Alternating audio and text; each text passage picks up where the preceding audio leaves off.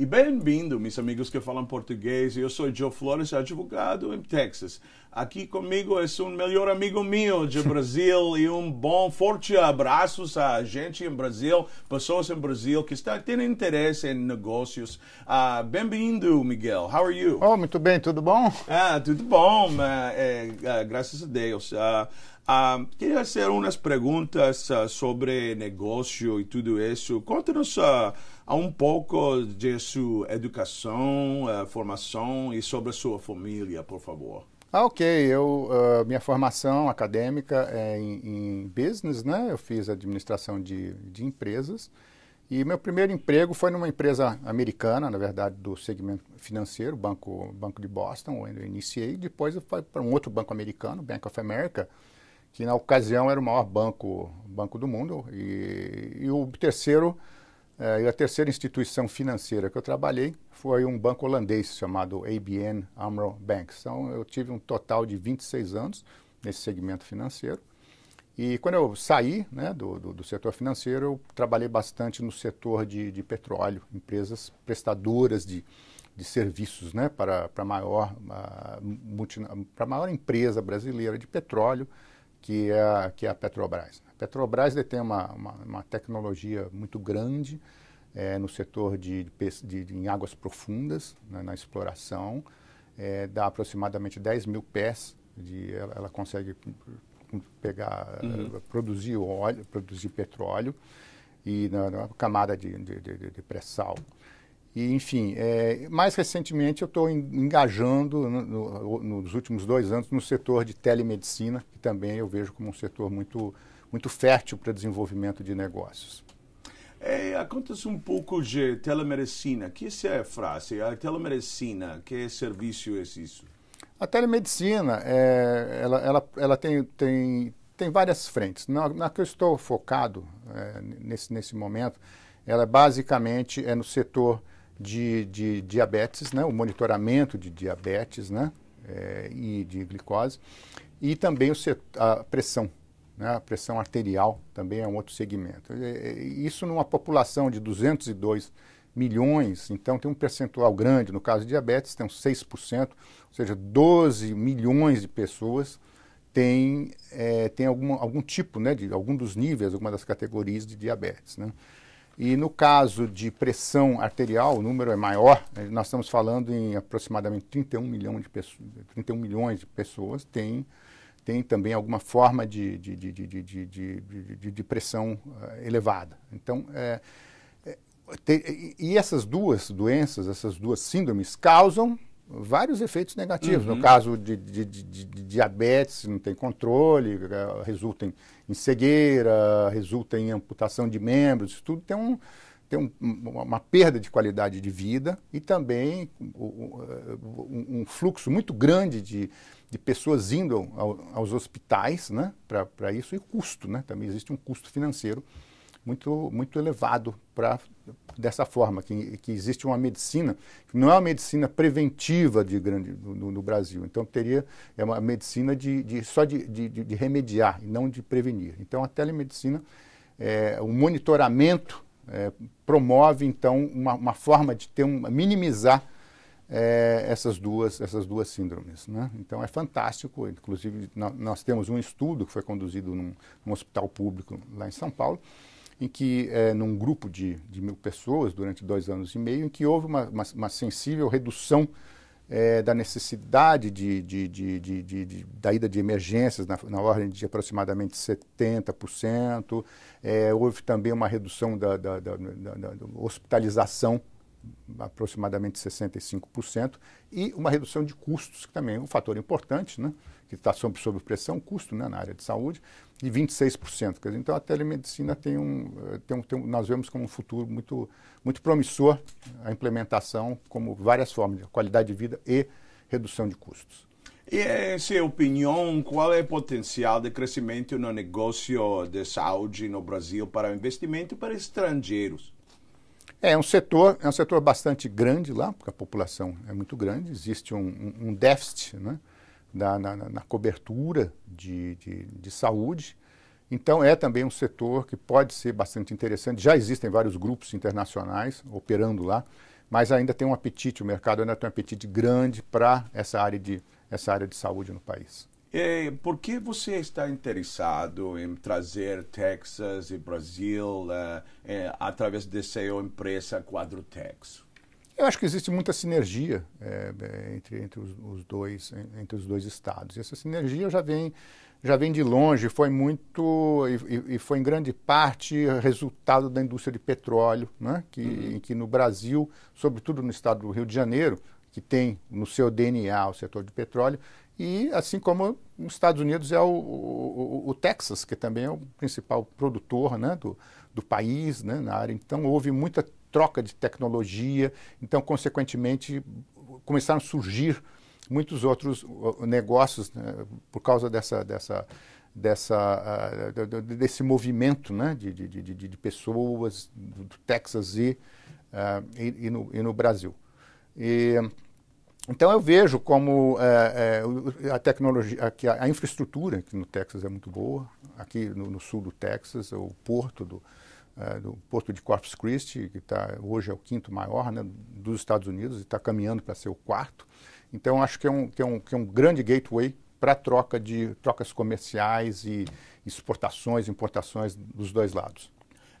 São pessoas de negócios no Brasil interessados, estrangeiros, pessoas em Texas investindo em Brasil? Tem interesse brasileiros que Texas está investindo um pouquinho em Brasil? Sem dúvida, sem dúvida. Isso é uma grande... Acho que é muito promissor de lado a lado esse interesse, né? Existe uma facilidade muito grande para ir para o Brasil. Tem linhas aéreas operando de Houston ao Rio de Janeiro, 9, 10 horas, quer dizer, então vai um dia. Eu vi muitos casos de executivos que às vezes vão apenas para um dia lá. Eles dormem no avião, passam um dia no Rio de Janeiro, por exemplo, e voltam à noite, quer dizer, então não é big deal, eu diria, né? Sim. Você estava vivendo em Rio, não? Durante os eventos grandes como Copa Mundial, como diz em espanhol, e também os Jogos Olímpicos. Em sua opinião, que o Brasil deve se concentrar e melhorar um pouco em tudo isso? Eu acho que a infraestrutura sempre é alguma coisa que o Brasil carece, né?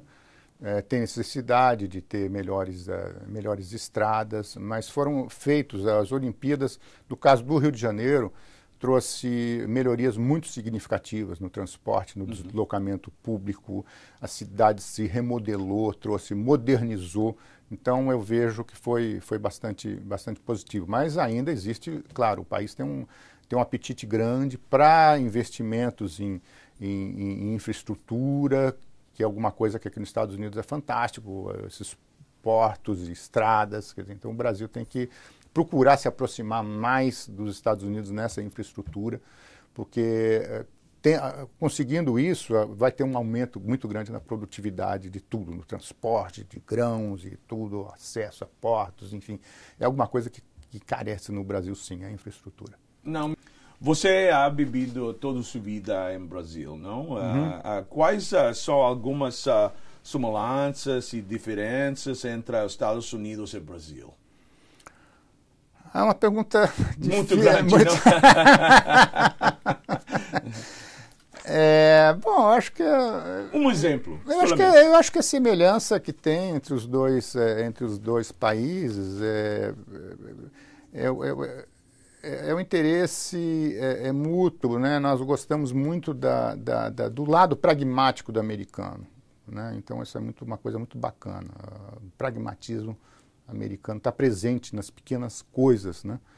No Brasil isso carece. Então essa praticidade americana, essa forma de ver a desburocratização, né? O Brasil é um país um pouco mais burocrático, então as coisas são mais complicadas fazer lá do que aqui. Aqui as coisas acontecem mais rápido, muito mais, eu diria que exatamente. Rápido, mas errores também passam, né? Não? Me gusta a cultura de vocês, como entender de de família, entender um ao outro falando um pouquinho mais em detalhe, não? O que você gostaria de ver acontecer entre o comércio e investimentos brasileiros e norte-americanos? Eu acho que já existe um comércio bastante forte, né? Porque tradicionalmente os Estados Unidos sempre olhou, eu acho que o Brasil como um grande parceiro, né, comercial. Acho que tem muito da cultura, né? Os Estados Unidos influenciou muito a cultura brasileira, em vários segmentos, na parte de entertainment, tem uma influência forte em tudo, na própria televisão brasileira. Você vê que existem muitas coisas, né, que são muito próximas, né? Então acho que existe uma interação cultural bastante forte entre os países. Os brasileiros são muito curiosos, admiram muito aqui os Estados Unidos em várias coisas, na parte de entertainment, a parte de tecnologia. Então é um país que o brasileiro adora tecnologia. Então você vê que é um país, os dois países têm algumas similaridades, o tamanho, né, as distâncias, né? Os Estados Unidos tem o maior número de aeroportos no mundo. O Brasil é o segundo país com o maior número de aeroportos e tudo mais. Então, acho que tem sim, é muito fértil. É o principal parceiro, seguramente, do Brasil em tudo, em tecnologia. Muitos brasileiros vindo estudar nas universidades. E a gente vê um movimento também de americanos também indo, se interessando muito pela cultura brasileira. Por último, para pessoas de negócios no Texas e os Estados Unidos que querem investir ou viver no Brasil, ou para os brasileiros que querem fazer o mesmo nos Estados Unidos, que conselho você daria a eles? Eu diria que tem que consultar pessoas no Brasil, né? Isso é importante ter para walkthrough, né? Como o Miguel Quadros, não?